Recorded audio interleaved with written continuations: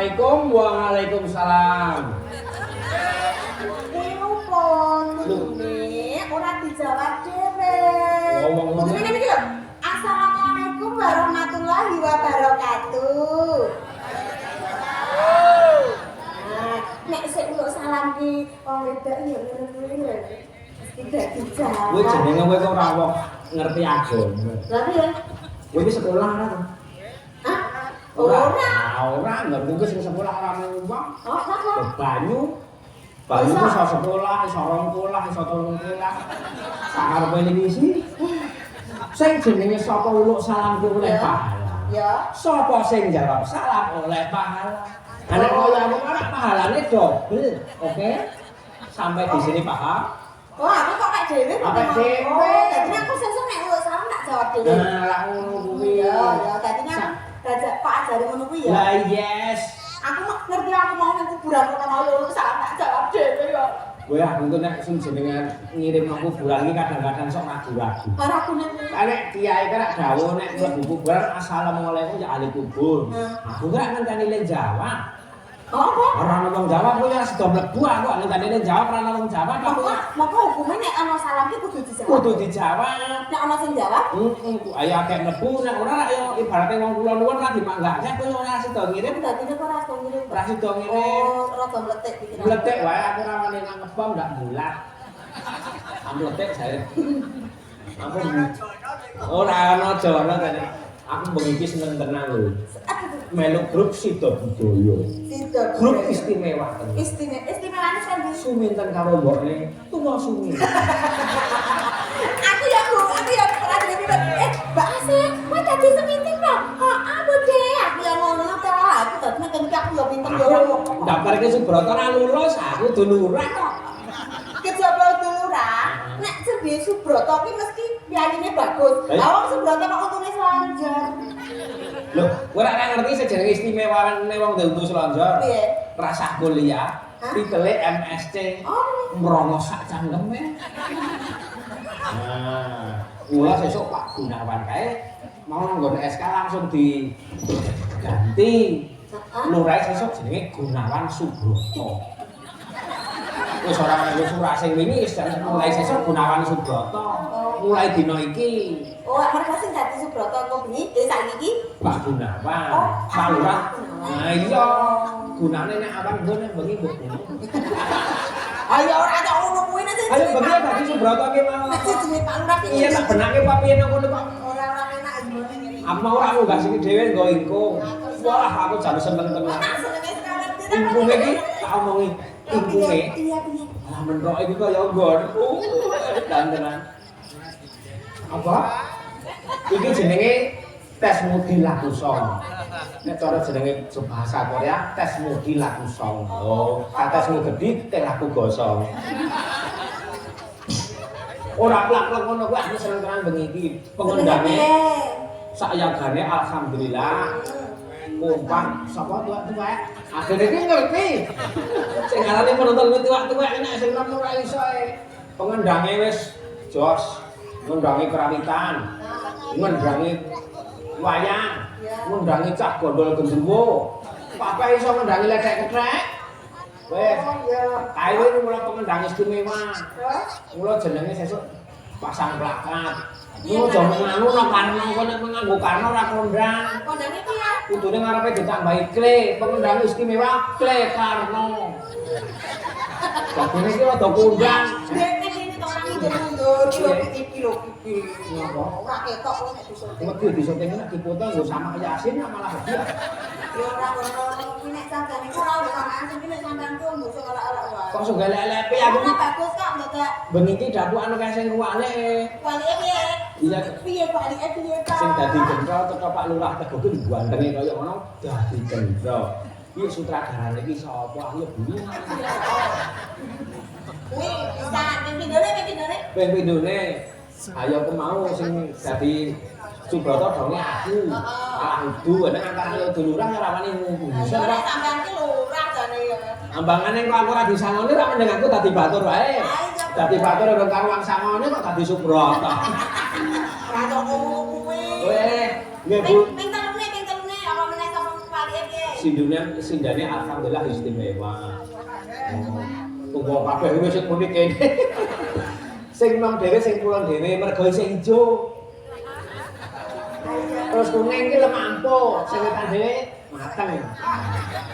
Lho sindan iki nek kowe kudu ngerti mbedake sindan iki nek isih enom, duwe anak karo urung, ku carane piye mbedake. Ayo ora beda. Ana. Ora pengalaman kok. Ayo kan piye pengalaman aku kira tau dadi sindan. Sindan iki nek isih gadis, duwe anak karo sing putu ki ana bedane. Bedane piye? Bedane krungokno suarane ling nguyuh. Ayo Pak, aku datang kudu pilih dong ning mburi. Wah, kowe ora pengalaman kok. Kula dadi wong sing pengalaman takon aku. Sindan kuwi nek isih gadis, Ya. kuwi ling nguyuh suarane kaya ban bocor. Piye. Cis. Kuwi nek Isih gadis. nek wis Di anak kuwi suarane wis bahasa Inggris. piye? Yes. Yes. Nek wis duwe putu, umur 80 munggah, kuwi ketok le medhit, suarane wis rapewek. Terus nek aku. Anak kowe iki kan kira-kira mbok sik tak alon-alon. Nek aku kira-kira nek dadi sindan ramune sing piye? nek kowe iki yes. Nek kowe iki yes, engko suwe-suwe terus rapewek. Kok kaya wis 80 munggah. Ngono kuwi dadi wong ora cengengesan iki tenanan iki kaya metu wae. Aku nyekel iki marang guyu ning kono ae. Ngapa? Mergo yang gumun le ra aweh mau mergo kuwi wong medhit kok. Oh ya nek rak ya. Ning ngajake telu ki ora aweh kabeh. Nggih, Bu. Loh, nek tak loke nesu berarti hooh. Ning nek tak loke guyu berarti nyata. Ora ono pilihane wong golput. Ajar. Aku yo kumone. Piye?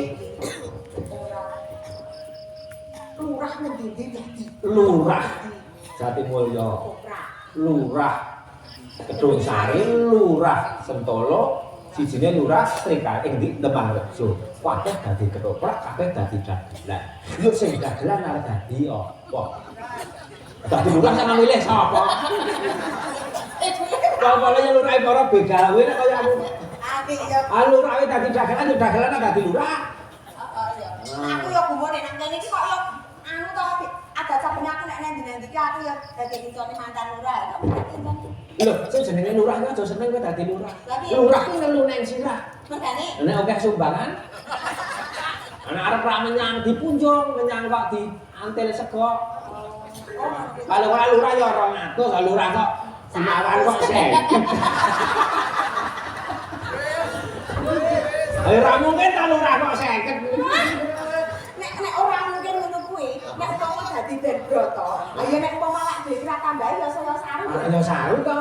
Heeh, Pak Sutriyono wani nambahi kok sing dadi lurah ora. Kok tak lewangi ngalah aku ora dadi Subroto wis. Ana ora nambahi kok ya jenenge kebangetan. Kan kira ora rasane tenan iki aku bengi. Kon minggat sekon Demang Rejo iki. Ora cengenge sampe. Iki tangan jenenge apa? Kuwi jangan jenenge Asta. Tangan-tangan gemuluk saka.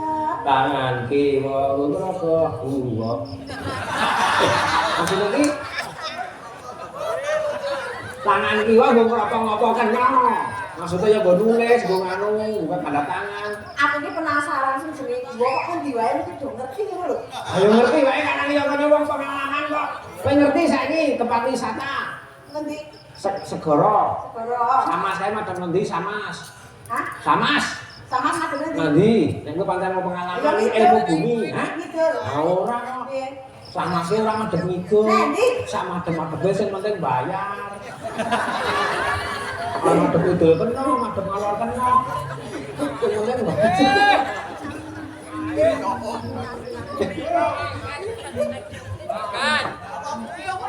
Ah iya wong nguyuh kok aku. Kalau nek sing kulino ngrungokke sindan nguyuh.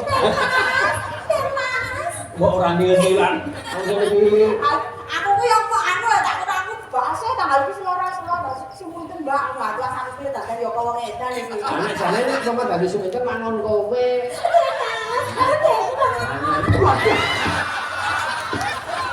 Ah, iki jane. Wah, iki nek tak gunakan iso. Iso sesek. Nek aku yo penasaran lho. Aku nek ndi-ndi iki nek ketemu Pak Lurah ki yo ngono kae jeneng nek lurah iki koyo ngopo. Nah, engko dipraktekke. Munggah cocok. Iya. Oke dinceng. Ah, tenan iki. Pokoke tenan bar ketoprakan ana wong pegatan. Pegatan kok lurah dhewe. Kowe kuwi lho. Oh aku. Bojomu koyo ngono kok gelem-geleme.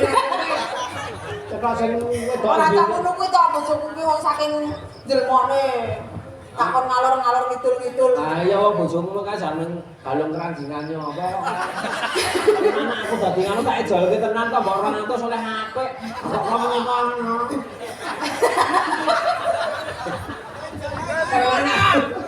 Kowe ra tak ngono kuwi ra. Sapa? Ora tak ngono kuwi ra. Lho, sing jenenge bojo. Niku. Oh, itu sebagai istri. Istri ISTRI. Ingatkan suami tetap rajin ibadah. Nah, iya suami segala usaha adalah milik istri. Nah, iya kudune kowe ngerti. Bojo bae tenan samoran ngene. Ya, mbok aku ki gatekke kok padake. Simbok ki sine nggo tombok.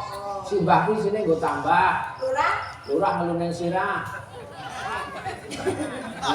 Bapak bagian Pak. Mula wong iki kudu sing bekti karo wong lanang, ora kenal ndil-ndilan. Engko nek lurah engko langsung kekep. Aku ki jane ora jenenge bekti karo ora. Ning aku ki ngendi sing selok. Oh, ngendi sing selok dadi bojomu. Bojo ngendi sing selok. Cocok regane dadi bojone, cocok regane dadi bojone. Ayo tenang, Bu. Tandane ngendi sing selok. Nek penak tak baleni, ora penak tak buang. Wis. Iki sing nanggapi Pak Haji lho, Sek. Apa ya? Mangan kluban nek padake. Sapa? Aku. Lah sing nanggapi kok Pak Haji kok omong musuh. Kae Pak Sutriyono. Halo, Pak. Pak, nomor WhatsApp kula Pak Wangi, Pak. Pak, niku 5 kula nggo kelas dhewe iki, Pak. Maksudane nomor polsek mungkin. Jadi kebel langsung nyambung polsek. Wes, iki ditang kene. Ora terus. Sinebut Pandawan Putri. Iki sih une mesti kok terban ngene iki. Terbane Pak Karpit. Ya, cedak pun. Wes dikasih. Bekas suara. Nggih. Oh. Ayo kene duwite. Nggih. Cocok ngono kuwi. Kowe mau piye? Ayo. Padake kowe. Terus masak kok iki wong Iya, penyanyi semene kok wong kudu wong kudu. masak kok ada do kudungan yo. Kudungan iki. Endi? Ayo, sing dikudungi cakeme barang. Sapa? Aku iki mati ra. Sapa? Kudu mati lah. Sapa? Kudu ijo. Ayo bocah mangan gone kae. Di. Ya ampun. Alah. Di. Ya ampun. Nek ora nang panggung lu jan obat kok iki.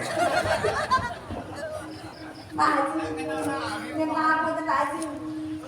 Yen aku ten Pak Haji. Mana? Edon. Seminten iki kok ayo lho. Kok kok masih bilang kowe? Aku ora piye kok, Mas. Aku ora sentuh edan. Wes. Wong wedok kan gara iki ndoke akeh. Akhirnya iki ndoke akeh. Ben tahun mana? Dene bapaknya ora jelas ha, lu tak ganti. Ya ora apa-apa, Pak. Tenan sing penak kok. Sapa? Pak Lurah. Lurah sapa? Ana bapak bengi iki. Ayo lu dino. Sentolo. Sing muni kene lurah ku lho. Ayo, Pak, betul, Pak. Singapura pahlawan